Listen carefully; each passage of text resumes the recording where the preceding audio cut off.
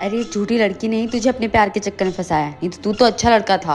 पहले ही बोला था ये प्यार से मत कर, लेकिन तेरे सर पे लव मैरिज का भूत सवार था। छोड़ो ना माँ, अब जो हो गया वो हो गया। ऐसे कैसे जो हो गया सो हो गया? अब मैं उसको चैन से जीने थोड़ी दूंगी। अब मैं उसे अच्छे से बताऊंगी कि बिना दहेज के साथ आई हुई बहू के साथ कैसा व्यवहार होता है। सही कह रही हो माँ, इन लोगों ने मुझे बहुत बड़ा धोखा दिया है और मैं इसका बदला लेकर रहूंगा। ननद जी एक बात बताइए, ये बाहर झगड़ा किस लिए हो रहा है? तुम्हारी वजह से। मेरी वजह से? मुझे तो आए इस घर में ठीक से 10 दिन भी नहीं हुआ। तो क्या हुआ? तुम्हारे बाप ने दहेज नहीं दिया, इस वजह से मेरे घर में झगड़ा हो रहा है। पर आप लोग जानते तो थे कि मैं बहुत गरीब परिवार से हूँ और आप लोग ने दहेज के नाम पे कुछ मांगा भी नहीं था। अगर ऐसा ही था तो आप लोगों को मम्मी पापा को बोलना चाहिए था कि हमें दहेज चाहिए। मेरे मम्मी पापा ने तो सोचा आप लोग भले इंसान हैं, तो उन्होंने सिर्फ अपनी बेटी उठाकर दे दी। नेक्स्ट पार्ट के लिए कमेंट करें।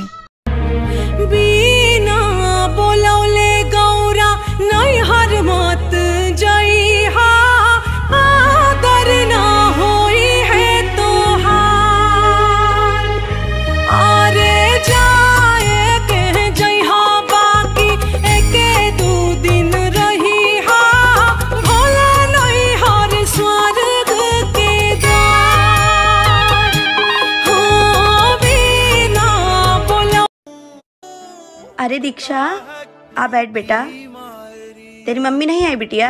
मम्मी थोड़ा काम से बाहर गई हैं, तो मैंने सोचा मैं ही भाभी से मिलाती हूँ। चल अच्छा की। अच्छा बताइए ना आंटी, कैसी है आपकी नई बहू?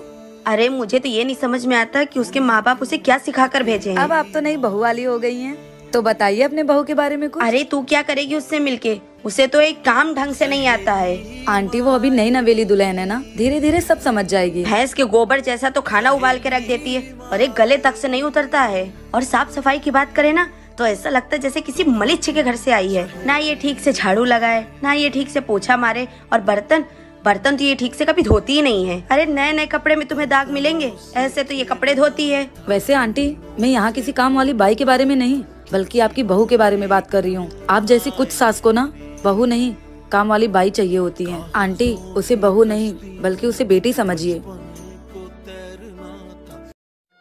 अरे बहू, क्या हुआ बहू, अभी तक तुम सोई नहीं? नहीं माँ जी, मैं उनका इंतजार कर रही थी। पर बहू वो तो बाहर ही सो गया। पर क्यों माँ जी? किस मुँह से बताऊं बहू, मेरा बेटा किसी और से प्यार करता था, लेकिन इसके पापा के दबाव में आकर उसे तुझसे शादी करनी पड़ी।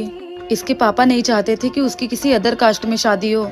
माँ जी ये आप लोग ने बहुत गलत किया। अगर ये किसी और से ही प्यार करते थे तो इनकी शादी उनसे ही करवाना चाहिए था ना। आप लोग की मजबूरी के चक्कर में यहाँ 3-3 जन की जिंदगी खराब हो गई। सही कह रही है बहू, तुम लोगों की जिंदगी बर्बाद करने में मेरा भी बहुत बड़ा हाथ है। जो हो गया सो हो गया, अब वक्त को तो नहीं बदल सकते ना। अब जो हो गया बहू उसे तो मैं नहीं बदल सकती, लेकिन भगवान से यही दुआ करूंगी कि तुम लोगों की जिंदगी अच्छी हो जाए। माँ जी आप फिक्र ना करिए, आपके बेटे के दिल में मैं अपनी जगह बना के रहूंगी। तू जैसा कह रही है बहू वैसा ही हो। जी माँ जी, आप जाइए बेफिक्र होके सोइए। ठीक है बहू। इस वीडियो से आपको क्या समझ आया कमेंट बॉक्स में जरूर बताएं।